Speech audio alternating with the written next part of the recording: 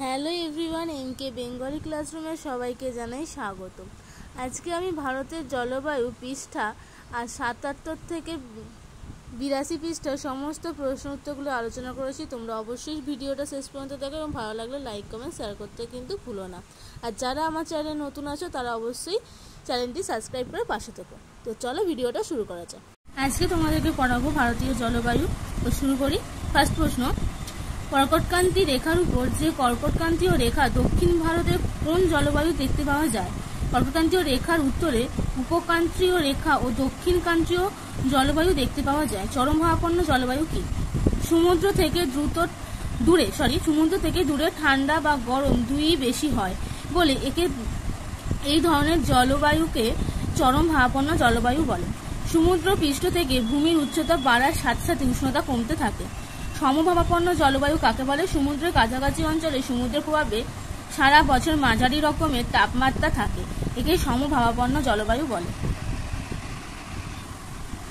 দুটি অঞ্চলের নাম লেখো যেখানে চরমভাবাপন্ন জলবায়ু দেখতে পাওয়া যায়। মধ্যপ্রদেশের ভূপাল আর রাজস্থান। পৃথিবীর সর্বাধিক বৃষ্টিবহুল স্থানের নাম কি? মেঘালয়ের মৌসুমরাম।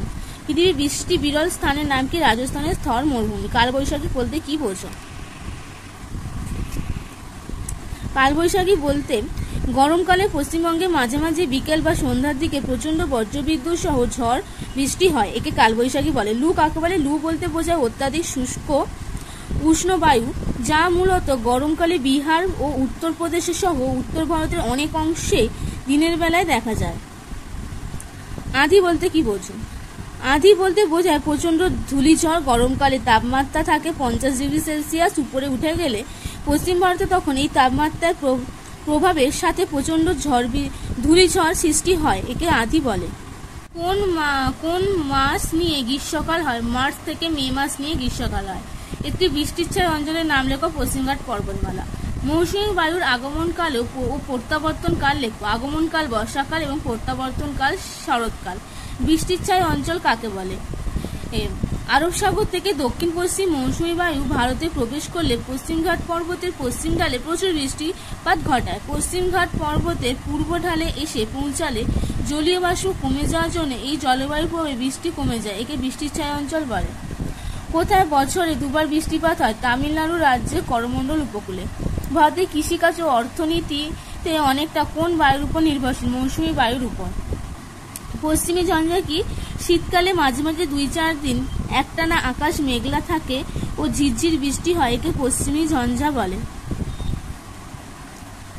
ভারতের মৌসুমী বায়ুর প্রভাব আলোচনা করো। মৌসুমী বায়ুর সময় আগে বা পরে আসার উপর ফসল উৎপাদন নির্ভর করে। প্রত্যেক বছর বৃষ্টি একই পরিমাণ হয় না। মৌসুমী বৃষ্টি ভালো হলে কৃষকরা লাভবান হয়, আবার বৃষ্টিপাত কম হলে কৃষকরা ক্ষতিগ্রস্ত হয়। মৌসুমী বায়ুর সাথে ভারতের নানা রাজ্যের নবান্ন, ওনাম, বিহু এই ধরনের নানা উৎসব পালিত হয়। তবে অতিরিক্ত বৃষ্টির ফলে ভারতের বিভিন্ন রাজ্যে যেমন বিশেষত আসাম, পশ্চিমবঙ্গ, বিহার প্রভৃতি বন্যা দেখা যায়, তেমনি কম বৃষ্টিপাতও কখনো কখনো দাক্ষিণাত্যের বিভিন্ন রাজ্যে, রাজস্থান এবং গুজরাট বিভিন্ন স্থানে খরার সৃষ্টি হয়। ভিডিওটা যদি তোমাদের ভালো লেগে থাকে তোমরা অবশ্যই বন্ধুদের সাথে শেয়ার করতে কিন্তু ভুলো না। আজকে এই পর্যন্ত, তোমার সাথে আরো অন্য কোনো ভিডিওতে আবার দেখা হচ্ছে। টাটা।